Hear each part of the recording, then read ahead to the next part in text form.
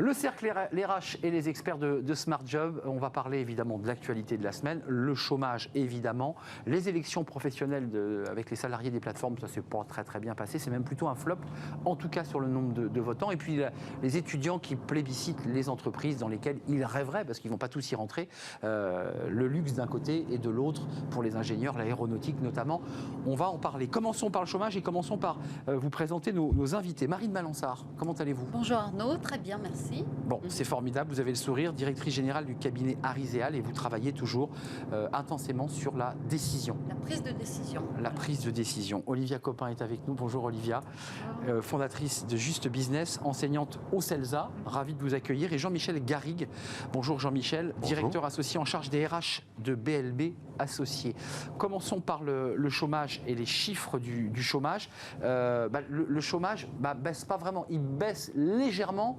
Bon, enfin, on n'est pas sur une grande baisse du chômage. Est-ce que, je vous pose la question et je vous la mets sur la table, est-ce que vous avez le sentiment qu'on a atteint un peu le plafond de verre ? Est-ce qu'on est arrivé au bout ? Parce qu'on nous parlait de plein emploi à 5,5, là on est à 7,3. 5,5 de plein emploi, et on sent que c'est difficile. Vous y croyez ? On peut encore aller plus loin, Marine ? Pour moi, non. On arrive à un point d'équilibre et même, il semblerait, d'après la création de richesse que fait la France, qu'il y ait... En fait, pendant la crise, il y a eu 400 000 emplois qui ont été pourvus dans les 2 dernières années. Or, la richesse créée est identique à celle de 2019. Donc, en fait, les entreprises semblent faire des rétentions d'employés, c'est-à-dire qu'ils ne laissent pas partir leurs employés au cas où ça reprenne. C'est vrai. Et puis il y a des entreprises qu'on appelle des entreprises zombies, pour reprendre une expression journalistique, qui sont des entreprises qui ont été perfusées pendant la crise, qui vivotent à coups de prêts, subventions et qui risquent de, au contraire, ne pas faire diminuer l'emploi, mais licencier si la vie économique ne reprend pas plus intensément. Donc c'est pas le monde merveilleux qui nous a été présenté dans les premières réactions, parce que ce chiffre sont arrivés en milieu de semaine, en nous disant d'ailleurs qu'on avait atteint les chiffres du chômage de 2008 qui nous renvoyaient à la crise de 2008. Donc facialement, ça semblait intéressant. On a 2,2 millions de demandeurs d'emploi en catégorie A. Est-ce qu'on peut aller plus loin, Jean-Michel ? Je dis aller plus loin dans le cadre dans lequel on est aujourd'hui, parce qu'il peut y avoir des réformes, évidemment. Ce qui va être difficile, c'est en fait que ces taux recouvrent des réalités complètement différentes selon les secteurs. On le sait tous, des secteurs dans lesquels on est en demande désespérée de collaborateurs de qualité, bien formés dans des tas de secteurs, et pas uniquement les cafés, hôtels, restaurants ou le BTP dont on parle tout le temps, les métiers de technologie, d'ingénierie, etc. Les étudiants dans des écoles de bonne qualité ont des jobs même avant d'en sortir. On va les chercher. Hein. On va les sortir. Et puis il y a énormément de secteurs dans lesquels on a manifestement toujours du suremploi, où on a des postes non qualifiés pour lesquels on a des myriades effectivement de demandeurs d'emploi. Le souci de ce déséquilibre, c'est qu'il peut mettre certaines entreprises en difficulté. Je prends l'exemple qui date de ce matin. On a annoncé l'accord entre CMA CGM et Air France pour faire un leader mondial du fret aérien. Eh bien, un des effets cachés, je dirais, de cet accord, ça va permettre à Air France de faire des emplettes pour acheter d'autres compagnies aériennes, ce qui n'était pas possible parce que l'Union européenne interdit que l'on puisse racheter des sociétés si on n'a pas remboursé au moins 70% des prêts garantis par l'État. Et pour l'instant, Air France n'a remboursé, je crois, que 500 millions sur 3,5 milliards. Donc cet accord va lui permettre de rembourser le solde de son emprunt, de pouvoir faire des emplettes. C'est une bonne nouvelle. C'est une bonne nouvelle. Et du coup, la difficulté parfois de progresser, de croître et donc d'embaucher tient à des facteurs qui ne sont pas des facteurs qui sont liés aux emplois, mais à la nature même de l'entreprise. Votre sentiment, Olivia Balançard, sur Olivia Copin, parce que j'ai croisé Marine Balançard et évidemment je croise des habitués du plateau. Votre sentiment, on peut le faire baisser ou pas le chômage ? Dans les règles, il y a eu une réforme de l'assurance chômage qui a d'ailleurs été menée par Elisabeth Borne en particulier, qui est maintenant Premier ministre. On peut aller plus loin encore ? C'est compliqué de répondre à cette question. Effectivement, on souhaiterait aller plus loin. Après, comme vous disiez, derrière les chiffres, il n'y a pas une réalité. Mais il y a les seniors ne baissent pas. Hein. Voilà, il y a vraiment, selon les marchés, selon les secteurs, vous avez des marchés où effectivement, on manque de personnes qualifiées. Du coup, l'offre n'arrive pas à rencontrer la demande. Vous avez d'autres secteurs où on a une demande qualifiée, mais vous avez des revendications malgré, par exemple, l'augmentation de la rémunération. Eh bien, les entreprises peinent à embaucher parce que, comme vous vous le disiez, dans le cadre dans lequel on est, on sort à peine de la crise du Covid, mais la crise de sens et la révolution du travail, elle est toujours actuelle. Et puis il y a d'autres secteurs où finalement tout pourrait être réuni pour que ça fonctionne bien, mais il y a cet effet psychologique de sortie de crise du Covid, cet effet psychologique de la guerre en Ukraine qui plane quand même sur l'économie, On est en tenaille. qui fait qu'on est quand même plus dans une logique de rétention, d'économie, plutôt que de se dire, voilà, on réaccélère. Donc la reprise était très forte après le Covid. Alors, il y a une accélération incroyable. Incroyable. Vous vous souvenez des phrases, et je ne sais pas si la Première ministre va enclencher cette réforme. On a parlé de la réforme des retraites, bien sûr, mais de la réforme du RSA, avec ce vivier de personnes qui étaient en fin de droit, qui touchent le RSA, un peu plus de 500 €. Et il avait été évoqué pendant la campagne l'idée de les remettre, non pas au travail, mais en mouvement à travers une vingtaine d'heures. Donc ça avait été évidemment un sujet de polémique par les autres candidats. C'est une piste aussi d'aller chercher ces salariés qui furent des salariés et qui sont aujourd'hui à 500 € par mois et qui peinent. C'est une piste, effectivement. Il y a aussi ce qu'on appelle l'effet de halo dans le chômage, c'est-à-dire c'est presque 2 millions de personnes qui ne cherchent plus d'emploi. C'est vrai. Et c'est énorme en France, ça n'a pas du tout diminué pendant la crise. Et je note, moi, que par exemple, un parc d'attractions de l'Est parisien, un parc américain, emploie maintenant des serveurs à partir de l'âge de 16 ans, c'est-à-dire des jeunes qui sont en seconde parce qu'ils ne trouvent pas de main-d'œuvre. Donc ça, c'est intéressant aussi. Ça montre effectivement ce que disait Olivia, la tension sur le marché du travail. Donc les entreprises essaient de recruter. Une dérégulation, en fait. Avec un début, ils peuvent travailler à 16 pas de grande ans, démission, mais un les début restaurants. aussi. À la fois, on ne trouve pas de collaborateurs, puis au même moment, il y a aussi des départs de gens qui démissionnent. Enfin, ce n'est pas une grande démission comme aux États-Unis, mais il y a quand même, tous les gens qui font du recrutement vous le disent, on voit quand même des basculements, des gens qui quittent leur entreprise, qui ne veulent plus y travailler.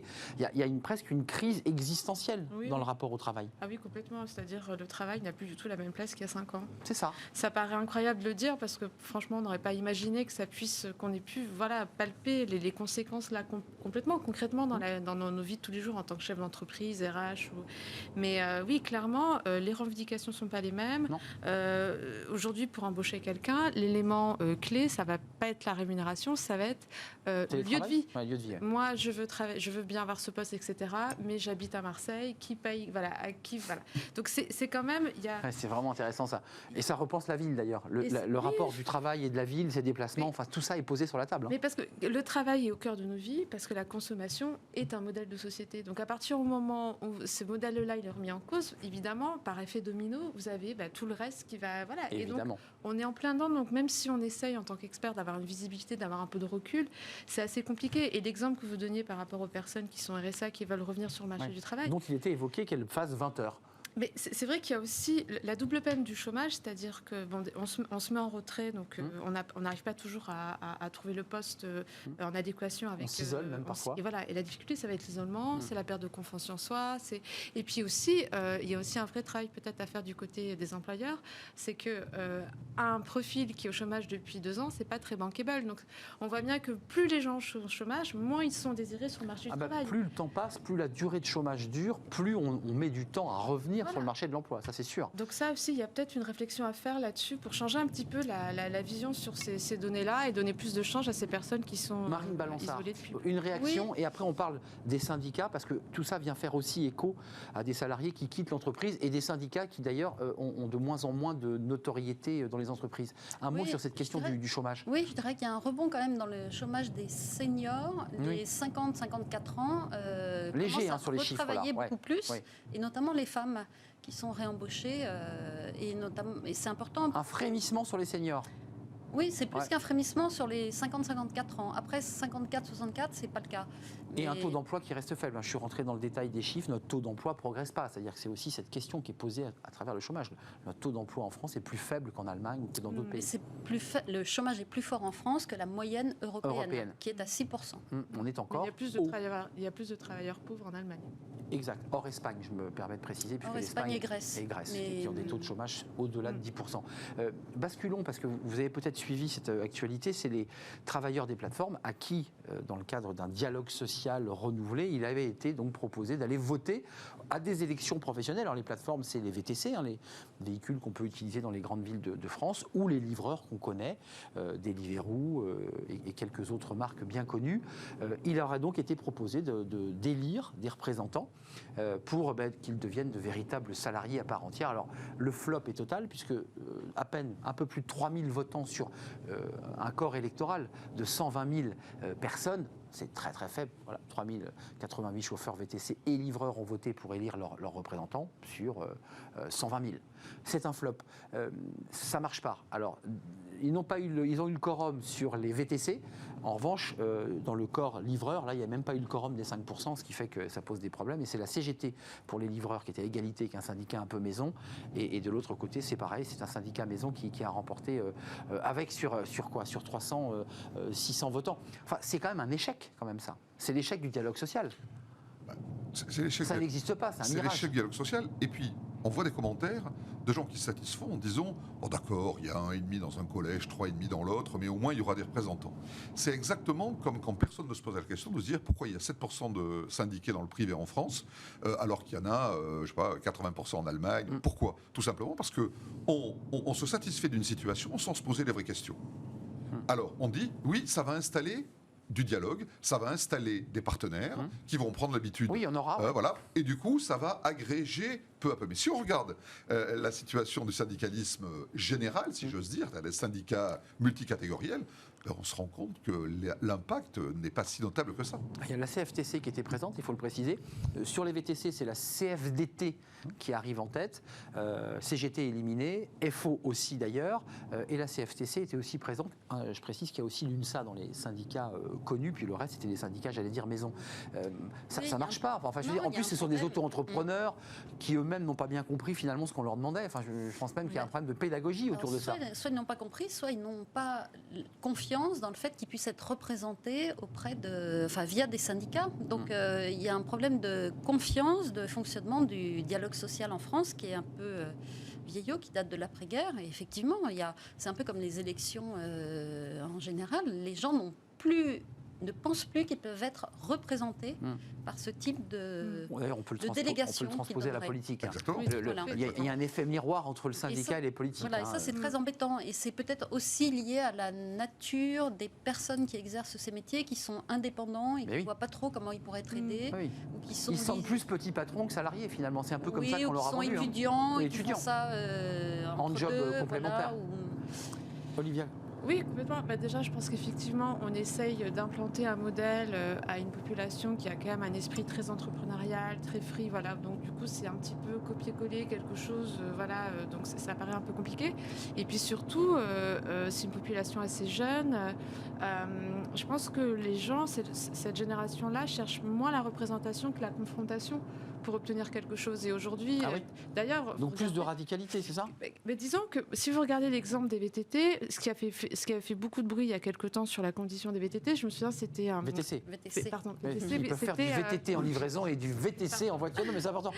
Et c'était un reportage sur Brut. Oui. Ça avait été relayé après par des comptes sur Instagram, etc. Et ça fait beaucoup de bruit. On avait commencé à s'intéresser quand même aux conditions de travail, la manière dont ils étaient traités. C'était énervé, pour le dire. Et notamment pendant le Covid, où tout le monde était chez soi, puis ces pauvres personnes, du coup, prenaient en plus risque d'être contaminées. Et puis ils découpaient leur plastique eux-mêmes pour le mettre dans la voiture. Donc aujourd'hui, les personnes, et globalement dans la société, les jeunes veulent, clairement déjà les seniors, sont pas non plus très syndiqués, mais en tout cas chez les jeunes générations, aujourd'hui, ils veulent quelque chose, ils vont aller sur un compte balance quelque chose sur Instagram. Ils vont sur une plateforme. Ils vont essayer d'avoir un contenu sur Brut. Il y a d'autres leviers. C'est vrai. Parce que ça fait plus de bruit, et donc finalement, on est dans une autre forme de circulation de l'information et quelque part, les syndicats qui ont émergé après la guerre dans un contexte totalement différent, aujourd'hui, auraient beaucoup à gagner, à investir dans une campagne de com sur à quoi ils servent, mettre en avant un petit peu les grands combats, parce que nous, on s'en souvient, mais les jeunes générations, je pense... Et probablement rajeunir le discours, si je peux me permettre. Et là, je suis d'accord avec vous, c'est les représentants. Mais juste quand même, la question du dialogue social, on en parle beaucoup sur ce plateau. Tout le monde nous dit la rentrée va être sur le dialogue social. Enfin, vous êtes en train de me décrire finalement un mirage. On se joue de mots. on se joue de mots, en fait. C'est-à-dire qu'on a des représentants qui vont être frontalement des négociateurs avec les gouvernements, ministres du Travail et autres, représentés par un dixième C'est une des salariés. illusion, effectivement, mais comme suffisamment de gens y croient, eh bien, l'illusion persiste. Ouais, ça, Et c'est puis, le miracle auquel on croit.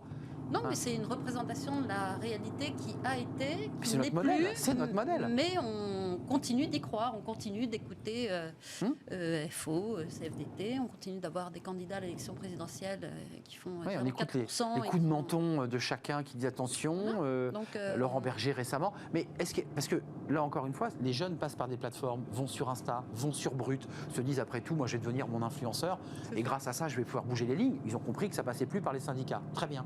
Mais enfin, c'est quand même le modèle dans lequel on est. Il faut le casser ce modèle ou pas? Est-ce qu'il faut le réinventer à l'aune du numérique Mais oui, je pense qu'il y a Oui. parce que pour revenir même aux jeunes, aujourd'hui les jeunes ils sont peut-être pas syndiqués, mais ils vont aller filmer leur patron, ils vont prendre des Exact. photos, et ils vont diffuser l'info. c'est On vrai. trouve ça Et regardez juste ou pas Glassdoor. juste. Le succès de sites comme Glassdoor et d'autres, ce n'est pas le seul. On note. Où on note, où à la fois...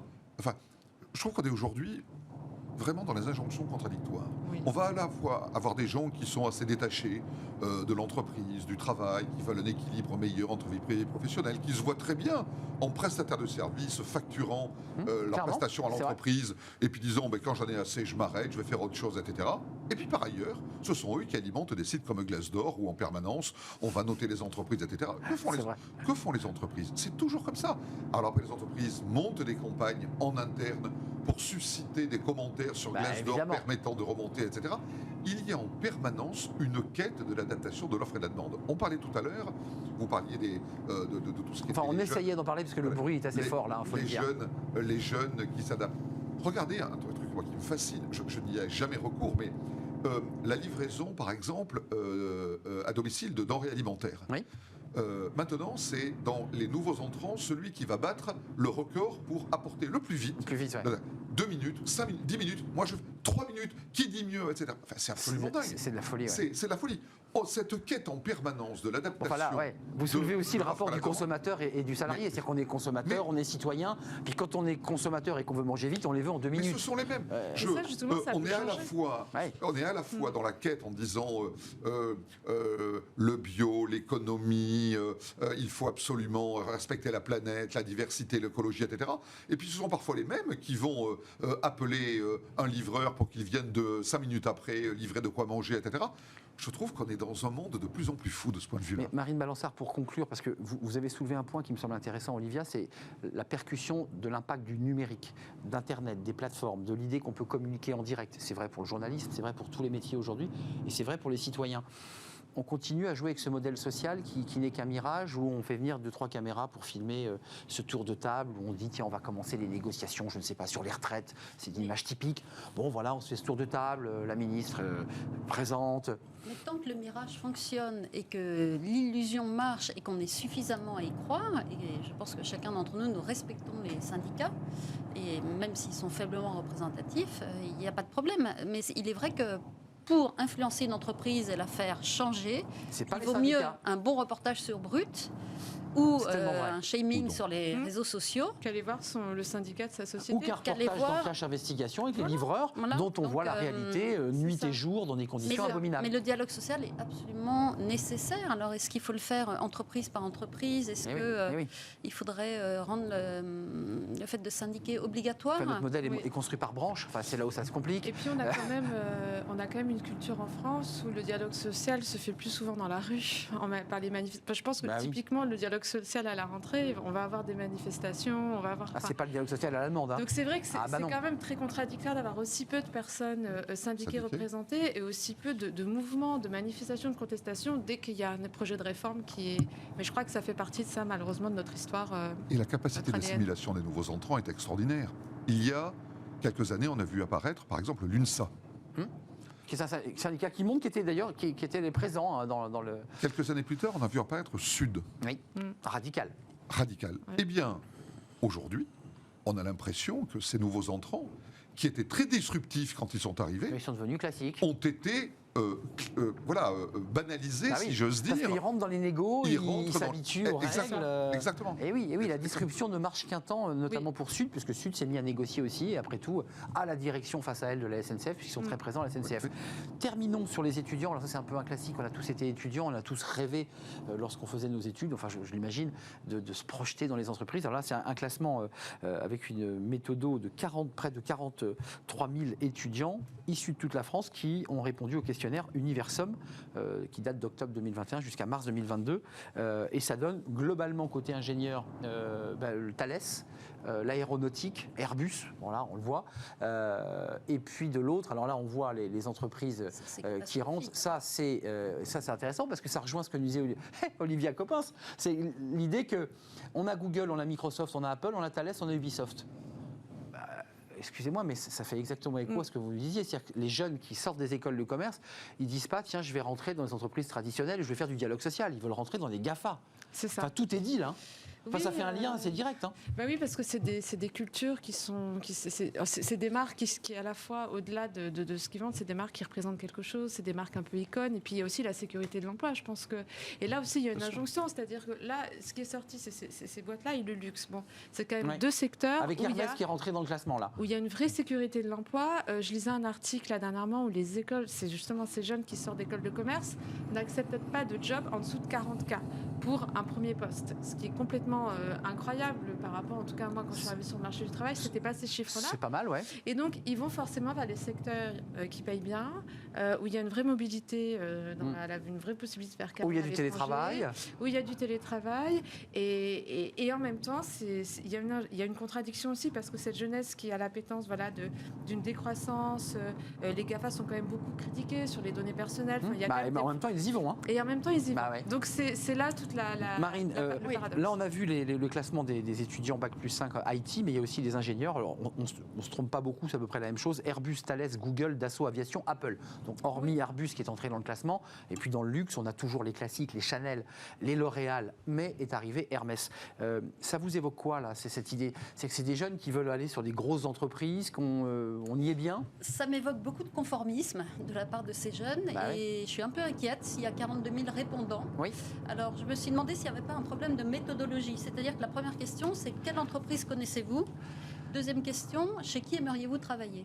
Ah, c'est ça. Et troisième question, vous pouvez proposer une autre entreprise. Et donc, Exact. à partir du moment où on les met dans un entonnoir comme ça, Oui. si on leur dit quelle entreprise connaissez-vous, déjà, ça réduit le champ de la décision. C'est sûr que dans le luxe, la visibilité de ces marques, rien que dans la publicité, là pour celle du luxe, puisqu'ils ont plébiscité en 1 LVMH, en 2 Hermès qui fait son entrée, parce que Hermès n'était pas dans le Chanel, L'Oréal Group et Apple. Voilà. Apple, Mais vous voyez, donc, Apple est commun d'ailleurs à l'IT et au luxe. Voilà. Ils considèrent Pour moi, qu'Apple c'est du luxe. Pour moi, il y a un gros biais dans la méthodologie. Oui, parce qu'il y a quand même pas on mal les de... a enfermés. Ouais, c'est ça. Donc, en découle un résultat très conformiste où, en fait, dans les 3 premières entreprises en informatique données par les étudiants, c'est Google, Apple et... Mais après, je trouve que c'est des boîtes qui sont pas du tout justement conformistes dans la manière dont elles travaillent. C'est-à-dire que le télétravail, Google, Apple, ils n'ont pas entendu la crise. Non, c'est vrai. Quand vous allez chez eux, ça fait longtemps qu'on travaille sur des canapés, on peut travailler dans des hamacs. C'est même devenu presque une moquerie, hein, le baby-foot, le canapé, table de ping-pong. C'est un peu le cliché. Et puis, par exemple, pour une boîte comme... c'était pas Google, mais je crois que Google l'a accepté. C'est-à-dire qu'il y a aux États-Unis, par exemple, en tout cas, c'est des marques qui... Il y a un congé paternité de 5 mois. Voilà. Il y a un cadre de vie professionnelle qui est plutôt confortable. Elles ont en tout cas une des branches de leur marque employeur, ça a été ça. Et donc aujourd'hui, forcément, elles sont un peu en avance par rapport aux C'est intéressant parce que vous contrebalancez, c'est vrai qu'il y a une forme de conformisme, mais il y a aussi l'idée qu'ils vont dans des entreprises qui leur permettent d'avoir un cadre de vie harmonieux, avec du service, pour le dire simplement. Vous en pensez quoi? Parce que dans le luxe, LVMH, Hermès, Chanel, L'Oréal Group, il y a peut-être un problème de méthode, effectivement. Enfin, ça revient tout le temps. Hein. Je veux dire, chaque année, on pourrait faire l'émission depuis 10 ans, on aurait Hermès, Chanel, LVMH. Enfin, Hermès est monté au classement. L'image est aussi due aux moyens que déploient ces entreprises pour se faire connaître. Oui, évidemment. Je veux dire, ne serait-ce que la publicité et la communication, même des gens qui ne peuvent pas se payer des produits, ils le voient à la télé. Ils le voient à la télé, partout, dans les affiches, les événements, etc. Donc, que ce soit en notoriété spontanée, que ces entreprises soient citées. Ensuite, le deuxième point, c'est que ce sont des entreprises qui ont des moyens. des entreprises qui se portent bien, des Ils ont entreprises de la qui marque sont en employeur. plein développement, qui ont une marque employeur et qui mettent des moyens. C'est toujours plus facile, et ce n'est pas irrespectueux ce que je dis, c'est toujours plus facile de mettre des moyens quand on a de l'argent. Et donc, on va développer. En matière de Marqué ressources au coin du bon sens, hein, c'est vrai que... en matière de ressources humaines, par exemple, beaucoup de nouvelles tendances sont testées dans des entreprises comme celles que nous avons citées. Absolument, c'est vrai. Parce qu'on teste des nouvelles organisations, des nouveaux modes Ils de en ont les pouvoir, moyens. Parce qu'ils en ont Ils les peuvent moyens. se tromper. Ils peuvent se tromper, exactement. Donc, les entreprises en autorité spontanée sont les plus connues. Elles ont les moyens de leurs ambitions. Elles sont, et je suis tout à fait d'accord avec vous, finalement imaginatives. Elles essaient de créer des nouveaux modes. Il ne faut pas leur taper dessus tout le temps, elles inventent. Mais elles inventent. On peut travailler de chez soi, on est beaucoup plus libre. Vous n'êtes pas d'accord, Marine? Avant de nous quitter, ce sera le dernier mot. Si mes enfants me disent qu'ils vont travailler chez Google, pour moi, c'est un échec. Il y a tellement d'entreprises en France qui cherchent des jeunes diplômés des grandes écoles de commerce, grandes écoles d'ingénieurs qui ne demandent qu'à se développer et qui vrai. n'arrivent pas à trouver, qui sont écrasés. Quand on voit 90% de Marine ces Balançard, étudiants... c'est le Made in France, monsieur.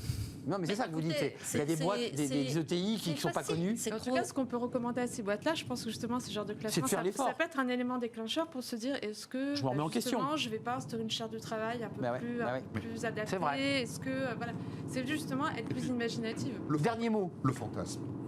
Demandez à l'organisme qui a fait ce sondage s'ils ont dans leur capacité d'aller interviewer 5 ans après ceux qu'ils avaient interviewés 5 ans avant quand ils faisaient leurs études. Oui, où est-ce qu'ils Pour sont, voir où est-ce qu'ils sont. Je suis d'accord. Mais vous allez voir que ça ne correspondra absolument pas à ça. Je l'ai précisé quand même, hein. c'est une Les 42 000 ne Il y a seront le pas rêve tous. et la Entre le rêve et la bah réalité, oui. ce sont On deux peut choses revenir différentes. du rêve aussi. Mais bien sûr. Les jeunes, elles ne sont Bien pas sûr. chez... Non, là, effectivement, il y a peut-être un problème de biais par rapport à la méthode, puis aussi l'idée qu'on peut rêver sur le questionnaire et savoir qu'on finira dans une ETI ou une PME, parce que d'abord, qu'on sera très bien, et qu'on sera très heureux, très bien ou pas heureux. d'ailleurs, mais enfin, en tout cas, il faut trouver un emploi à un moment Mais donné très quand on sort de heureux, l'école. parce qu'on a des perspectives bien plus Oui. importantes de croître, enfin d'avancer dans sa carrière. Le débat est ouvert. Merci Marine Balançard, directrice générale du cabinet Ariséal. Merci d'être venue nous rendre visite. Merci à Olivia Copin.